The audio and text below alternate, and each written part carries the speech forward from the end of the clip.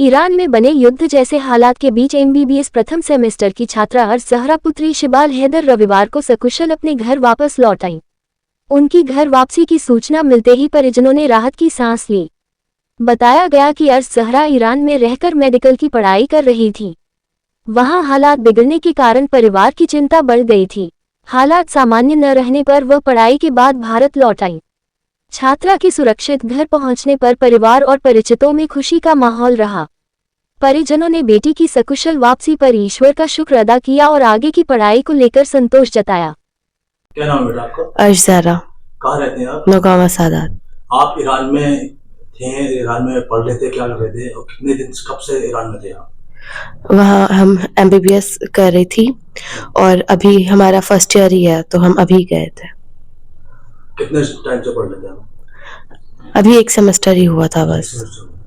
तो अब आप घर पर आए हैं, क्या क्या परेशानी आपको हुई, कैसे कैसे आए बताएं आप। परेशानी हमें कुछ नहीं थी। जहाँ हम थे वहाँ ज़्यादा प्रोटेस्ट और ऐसा कुछ नहीं था।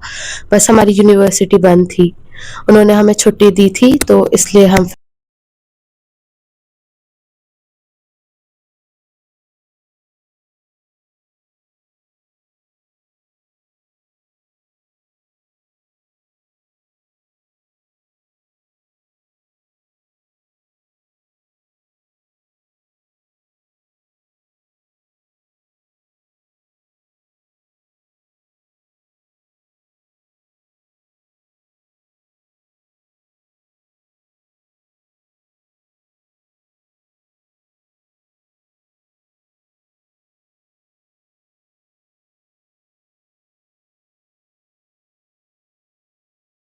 बताएं, क्या नाम आपका? मेरा नाम शिबाल हैदर है।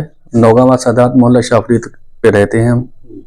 आपकी बेटी ईरान में पढ़ रही थी, जो वापस आ गई है, तो क्या कर रही थी, क्या करती है ईरान में? ये वहाँ शिराज मेडिकल साइंस यूनिवर्सिटी है, वहाँ पे एमबीबीएस में इसका फर्स्ट ईयर था, एक सेमेस्टर हुआ था। मैं ही छोड़ के आया था इसे, और बाद में वहाँ के कुछ सुना के हालात खराब है। यहाँ इंडियन चैनलों पे हमने यूट्यूब पे देखा, चैनल पे देखा, तो भारत सरकार ने एडवाइजरी जारी की क्या ईरान छोड़ने के लिए और सेफ जगह जाने के लिए।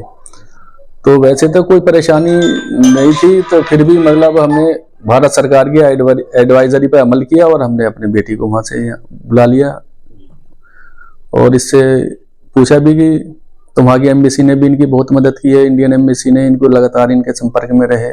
हम अपनी इंडियन गवर्नमेंट के भी मतलब शुक्रगुजार हैं कि उन्होंने एडवाइजरी जारी की टाइम पे और हमें अपडेट किया, तो जिसकी वजह से हमारी बच्ची यहाँ पे आ गई। तो कोई परेशानी वहाँ पे आने में या वहाँ रहने में, क्या परेशानी आपकी बच्ची को हुई है? परेशानी बस यही थी कि वो नेट नहीं चल रहा था, इनसे कोई संपर्क नहीं हो पा रहा था। मैंने इंटरनेशनल लॉगिन करा के यहाँ का सिम भेजा था, जिसपे एसएमएस चला जाया करता था। ये वहाँ से रिप्लाई कर देती थी तो उनकी खैरियत मिल जाती थी। और वैसे कोई इनके वहाँ पे वैसे रहने में, खाने पीने में कोई परेशानी नहीं आए। मार्चल में प्रोटेस्ट रात में होता है, दिन में नहीं होता। वहाँ का ला है कि प्रोटेस्ट जो भी होगा दिन में होगा, दिन में नहीं होने का, रात में होगा। तो वहाँ रात में प्रोटेस्ट होते थे, ये अपने हॉस्टल में चले जाते थे। फिर उन्होंने वहाँ की गवर्नमेंट ने यूनिवर्सिटी की छुट्टी कर दी 1 महीने या 1.5 महीने की, तो हमने इसको वहाँ, और भारत की एडवाइजरी भी जारी हुई थी यहाँ से, तो हमें सारी बातों को हमने अपने ध्यान में रखते हुए इसको टिकट करा के यहाँ बुला लिया, अपना सेफली आ गई। भारत सरकार का कैसा सहयोग रहा है इनको वापस आने में? ये बता रही थी कि एम्बेसी के संपर्क में थे हम, लगातार हमें अपडेट एम्बेसी कर रही थी अपने स्तर से, तो हमें मालूम पड़ रहा था।